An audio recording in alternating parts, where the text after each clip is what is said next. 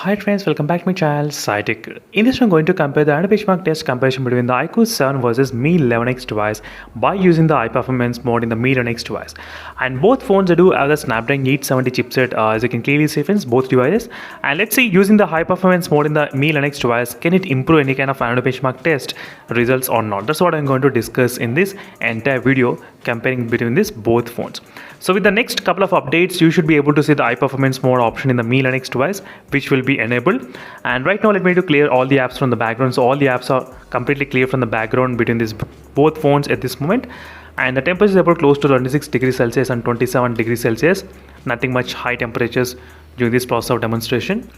Right now in the Mi 11X device, I'll try to enable the high performance mode option as well, as you can see here friends.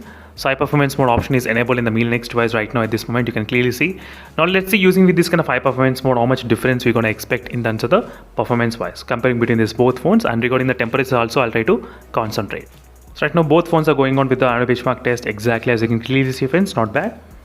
And again we'll be back after some time just to check with the temperatures what is happening between these both phones in terms of the temperatures wise. So then we'll be able to understand. So these are tests which I'm trying to do using with the high performance mode in the Mi 11X device. So the scores can be slightly kind of higher than the iQOO 7 as well sometimes, but let's see what happens right now.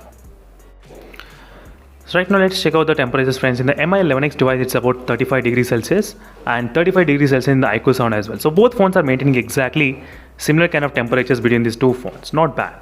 That's pretty close regarding the temperatures. Nothing much huge difference between these two phones regarding the temperatures wise. As you can clearly see friends, 35 degrees and 35 degrees Celsius. So again I'll be back after some time at the end of the benchmark test. Then we can actually discuss more details about the benchmark scores.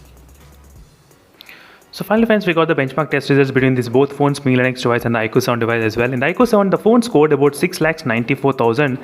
So which is quite unusual, because usually the iQOO 7 always scores about 7 lakhs as well. But sometimes randomly the scores will decrease. But this might be one of those situations where the score got slightly lower than the Mi 11X device. You can clearly see little bit, not a huge, but look at the CPU, it's about 199 and 190, and the GPU 242 and 238. Regarding the CPU and the GPU, you can clearly see what is happening between these two phones exactly.